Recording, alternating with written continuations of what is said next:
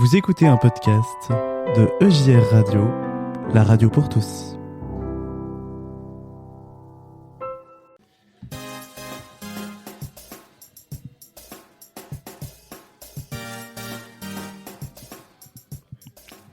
Nous sommes toujours à la Clarté-Dieu pour la suite de nos différentes interviews sur ce week-end rempli de témoignages et de ce qui se vit dans les églises locales de l'Église protestante unie de France. Et nous sommes bien avec un nouveau participant qui nous vient tout droit de Bergerac, mais je crois qu'il vient même d'un petit peu plus loin avec un joli petit accent. Je vais te laisser te présenter. Bienvenue à toi, bienvenue au micro de JR Radio. Merci Jonas. Donc c'est Andrew Rossiter, je suis le pasteur à Bergerac avec Joël Laron. Et j'arrive ici à Bergerac, ça fait 2e année maintenant. Et comme pasteur missionnaire sur la vallée de Lot, de Biton et Bergerac à Biton. Alors, qu'est-ce que ça veut dire un petit peu ce gros mot pasteur missionnaire? Qu'est-ce qu'on y met derrière? Bon, c'est la question que je connais, mais voilà. Loupé. Alors, c'est-à-dire que les pasteurs en place sont les pasteurs, ce que je considère les pasteurs de paroisse, et donc de pouvoir aller un peu plus loin dans l'objectif de cette église de Bergerac, d'ouverture et d'annonce. On a doté d'un autre pasteur pour effectivement faire en sorte que ce travail puisse être partagé, je l'ai dit soulagé, mais non, partagé entre nous deux.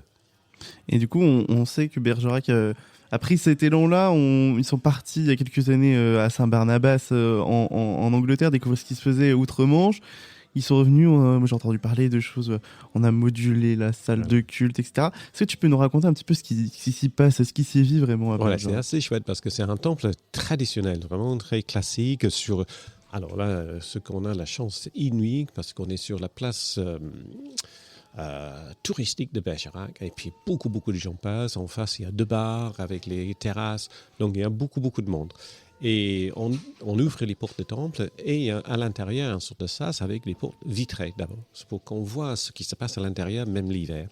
Et à l'intérieur, on a un espace de café avec cafetière, avec fauteuil, très cosy. On dit que c'est un peu britannique. Hein? Et donc, ces modules dont tu parlais, c'est 3 blocs en forme de L, en plan, avec les sièges autour, avec les dossiers en bois, et qui sont sur roulettes.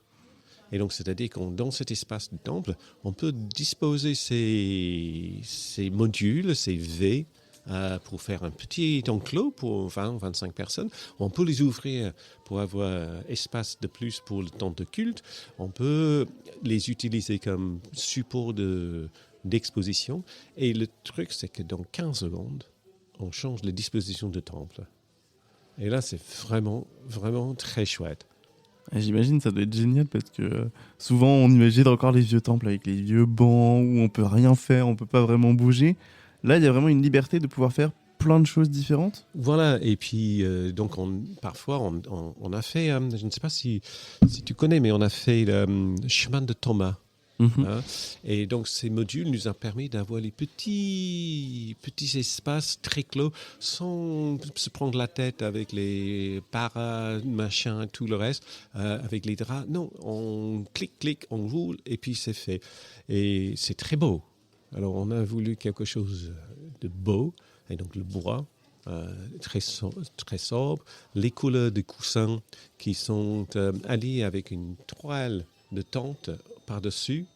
Et l'avantage aussi, c'est que les 3 modules s'imbriquent les uns dans les autres pour les mettre sur les côtés si on a vraiment besoin de mettre tous les bancs, toutes les chaises pour un grand concert ou un mariage ou autre chose. Ouais. Oui, donc en plus, c'est utile en termes de rangement, donc c'est génial. Bien, et en dessous les coussins, on a les boîtes dans lesquelles on stocke un tas de choses, parce que dans un temple, tu sais, voilà.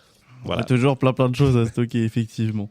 Et du coup, en tant que missionnaire, toi, quelle est ta mission? Qu'est-ce que tu fais? Tu pars dans d'autres paroisses, dans d'autres... Alors, donc, j'ai 2 mi-temps. J'ai aussi un mi-temps sur la vallée du Lot, où, effectivement, notre souci, c'est de développer l'ouverture et puis la visibilité de notre petit temple à Villeneuve-sur-Lot. Ça, c'est toute une autre histoire. C'est vraiment pas aussi facile, entre guillemets, que Bergerac, parce que Bergerac, comme je dis, a cette place vraiment sur la place. Et donc, il y a déjà un très long travail qui a été fait depuis des années sur cette ouverture de l'église à Bergerac. Et moi, j'arrive sur la vague. Qu'est-ce que tu veux, c'est génial. Ah bah j'imagine que du coup, oui, t'es dans l'élan et l'élan est déjà lancé, donc ça doit être agréable. Absolument. Et puis, c'est un très beau ministère. J'ai deux collègues avec lesquels on s'entend à merveille. Et ça, c'est vraiment un plus dans un ministère. Ouais. Et du coup, qu'est-ce qu'on pourrait souhaiter à la paroisse de Bergerac et puis à ton poste pour le futur ? Alors, ça, c'est une bonne question parce que nous avons un autre lieu qu'on vient d'ouvrir sur Bergerac qui s'appelle l'espace protestant. Et c'est de développer ce lieu-là comme une porte ouverte sur la ville, peut-être avec les partenaires différents. On est déjà en contact avec des personnes qui font de la musique, du théâtre, et on n'est pas loin de la fondation John Bost. Et donc, peut-être on va avoir un partenariat avec John Bost dans notre locaux là, pour un accueil des personnes en situation de handicap dans la ville. Ah mais trop bien, c'est un super beau projet. Du coup, c'est encore en mouvement, quoi. Ça s'arrête jamais. Voilà, bon, on peut pas, hein. On peut pas, voilà. Une fois qu'on est lancé. Il faut continuer. Ouais. Eh oui, écoute, on a envie de vous encourager à continuer dans cette lancée missionnaire. J'ai envie de vous dire, soyez bénis, continuez ce beau projet à Bergerac. Et puis, en plus, vous êtes là pour partager ce que vous vivez avec d'autres. Donc, j'imagine que ça va peut-être donner des idées, des envies à d'autres paroisses. Ouais. Et ça doit être fort de se dire, on sert aussi pour les autres. Et puis, ce week-end, c'est vraiment ça, parce que je vais partir avec mon sac plein d'idées pour Bergerac et pour Villeneuve-sur-Lot. Voilà. Et tant mieux. C'est aussi fait pour ça. En tout cas, merci à toi de. Merci. Et puis, je dis avec mon accent, God bless. Merci.